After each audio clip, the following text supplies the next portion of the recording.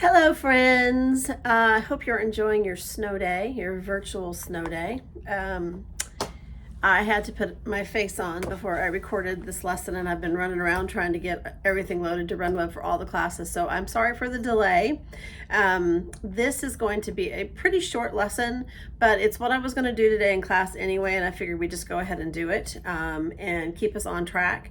I'm going to do a little bit of review and then gonna read through some of the book and then kind of wrap it up with a quick look at a PowerPoint. So just a little bit of review. We are about a year into the Civil War.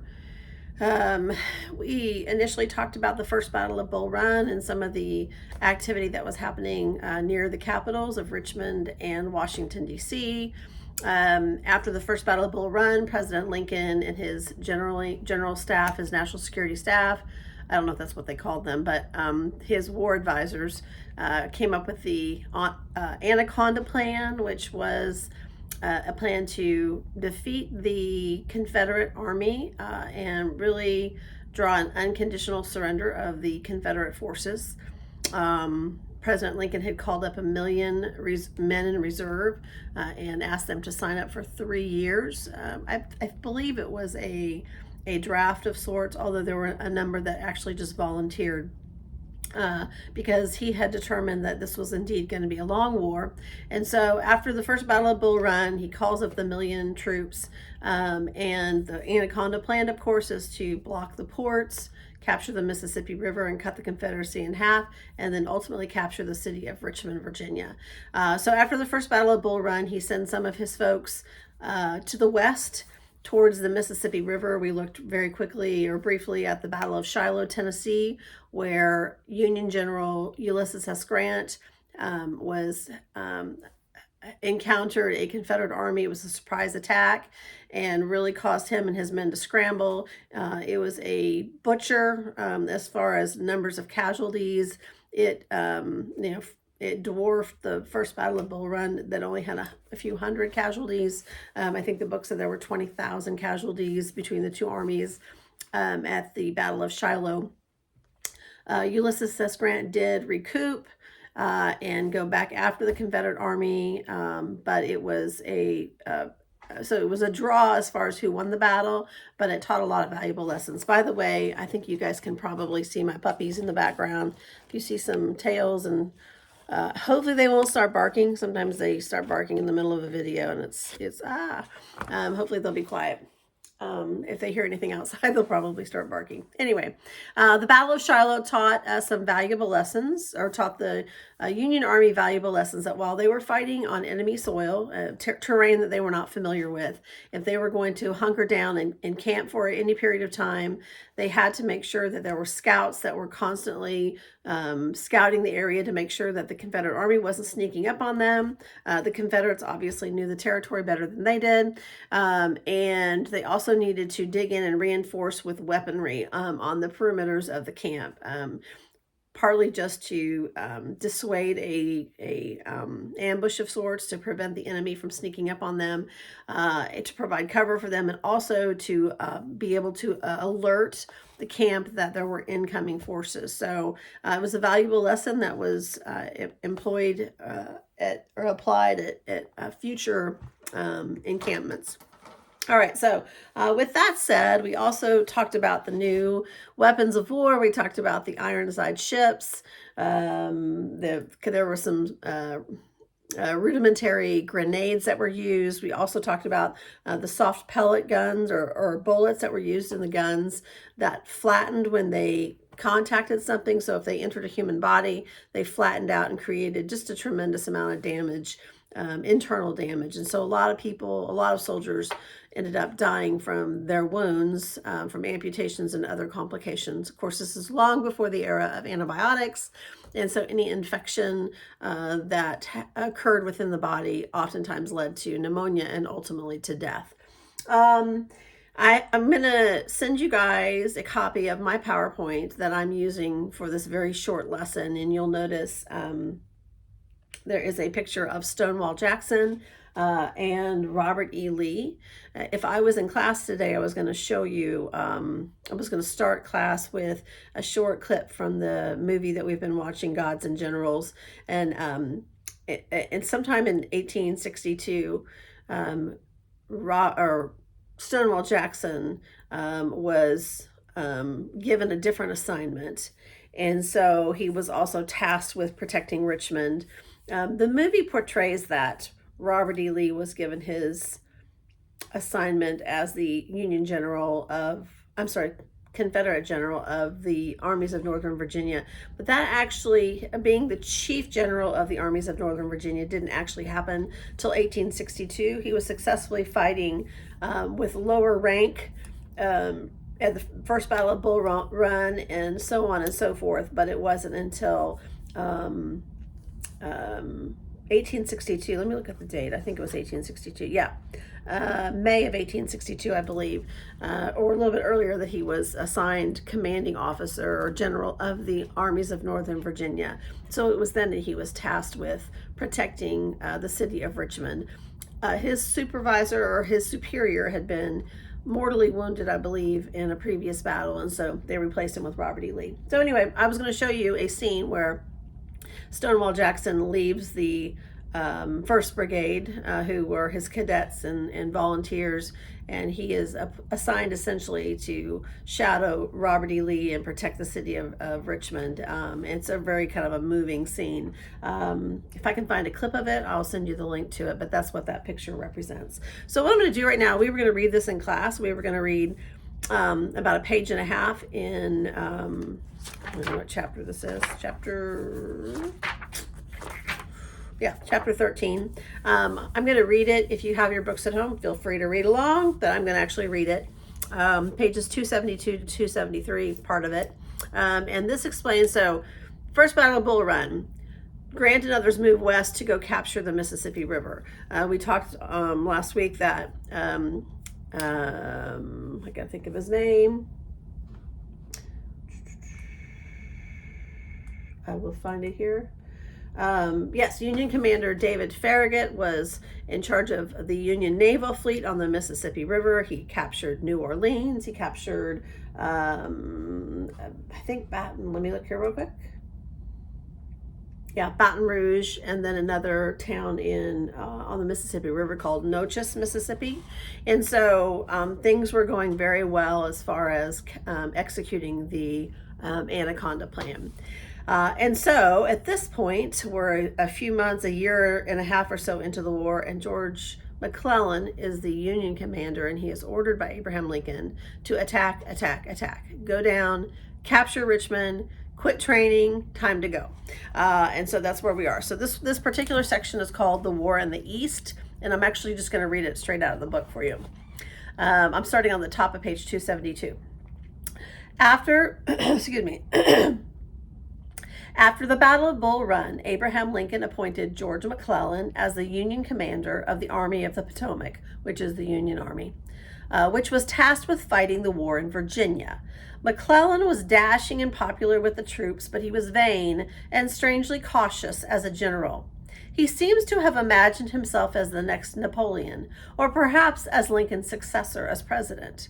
When he assumed command of the army, he told his wife that, quote, "By some strange operation of magic, I seem to have become the power of the land," end quote, and that some people were already mentioning that he should become president someday.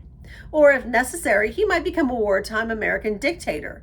McClellan never thought Lincoln was up to the task of the presidency. Instead of moving directly south against Richmond, McClellan elected in March of 1862 to begin a plotting campaign to take his 100,000-man army by boat and barge into the Chesapeake Bay, landing on the peninsula east of Richmond. From there, he would launch the Peninsula Campaign, inching 80 miles overland from Fort Monroe on the coast, west to the gates of Richmond.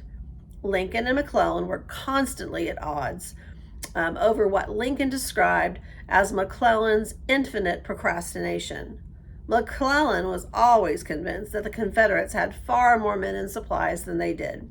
For example, at the city of Yorktown, the site of the ultimate battle of the Revolutionary War, the Confederates had 13,000 soldiers entrenched behind very weak defenses, and they were facing McClellan's 55,000 men.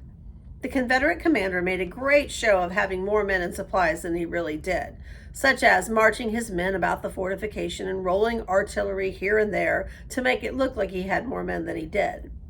McClellan was convinced that the Confederate position at Yorktown was impregnable and suggested a siege, a tactic of surrounding and starving the enemy out, rather than an attack. Lincoln was dismayed and pleaded with McClellan to strike a blow. But McClellan scoffed that if the president wanted an attack on Yorktown, he should come down and lead it himself. In spite of his hesitancy, by the end of May 1862, McClellan's army had moved within 6 miles of Richmond. An attack at Seven Pines by the Confederate Army commanded by General Joseph Johnston was inconclusive, but Johnston was grievously wounded during the battle.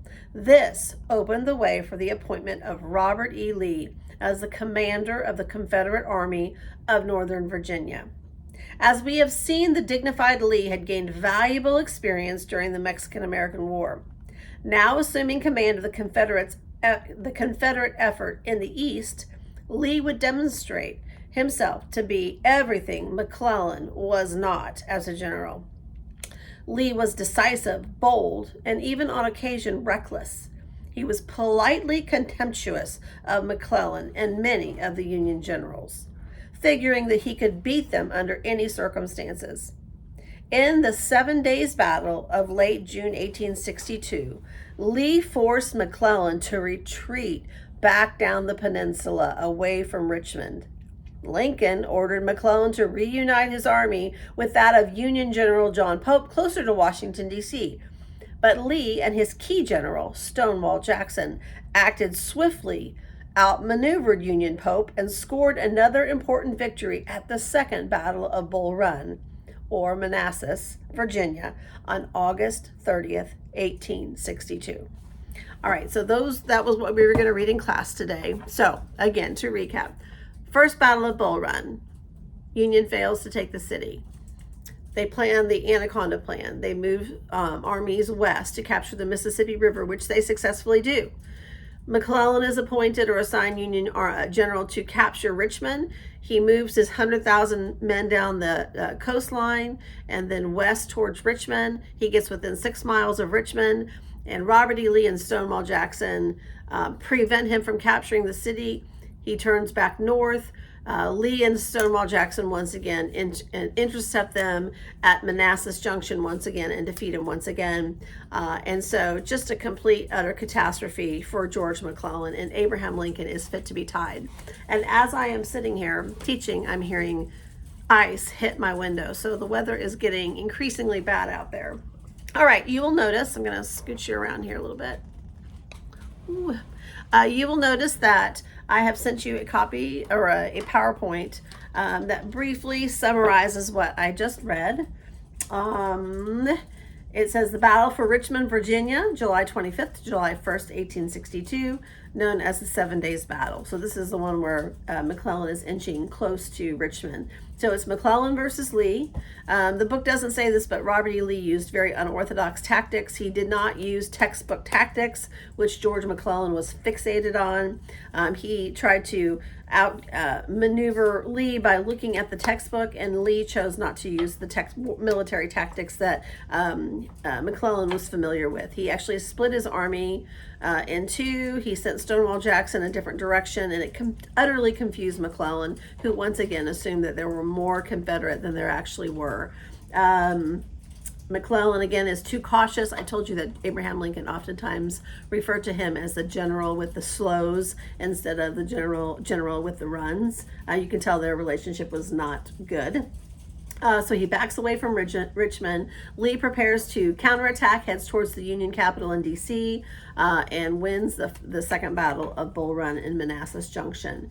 And then this is kind of a critical turning point in the war. And from here on, we are going to talk about probably more familiar battles. We're going to talk about Gettysburg and Antietam. And so Robert E. Lee feels convinced at this point that he has the momentum, and he's going to do something that is, at the time, probably it was very daring and gutsy, but potentially it was his downfall. And he decides, rather than just defending Confederate territory, he is going to move his army into Maryland, which is a Union state. It's a border state with slaves. It may be those people that lived in Maryland were more sympathetic to his cause, but nonetheless, it was Union territory, and he's going to move his men into Union territory and try to rattle people in the North to potentially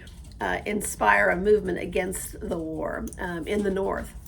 And so he's going to head into a town called Antietam, Maryland, where he is going to meet up with the Union Army again.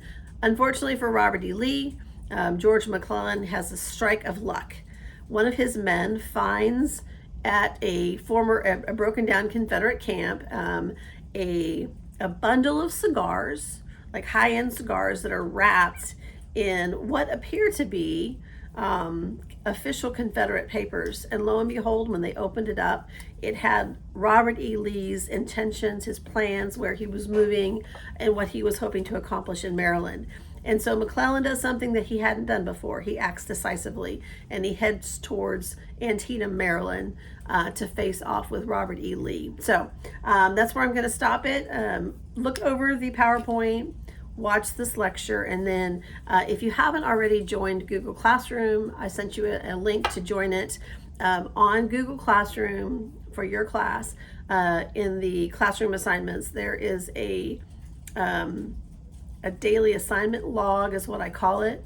And when we had virtual learning during COVID, I would always have the kids sign off on these at the end of each lesson just to say that they had done what they were supposed to do. So I'd like for you to go into Google Classroom, click on that link, and just sign off on it and submit it to me. And if we don't have school tomorrow, which I'm guessing we're not going to, but I haven't heard anything official yet, I am going to still give you that reading quiz. So I have included pictures of the pages for tomorrow's reading assignment. And I'll just, probably what I'll do is I'll make it available to you to take the quiz at our regular class period time tomorrow at 11 o'clock. So you'll be able to open up the quiz at 11 on Google Classroom. If we have school tomorrow, we'll just do it at school. So I will spell this all out in my email to you, and I hope you have a wonderful evening or wonderful day. Get some extra sleep, have some hot chocolate, watch something fun on television, but get your work done. Bye.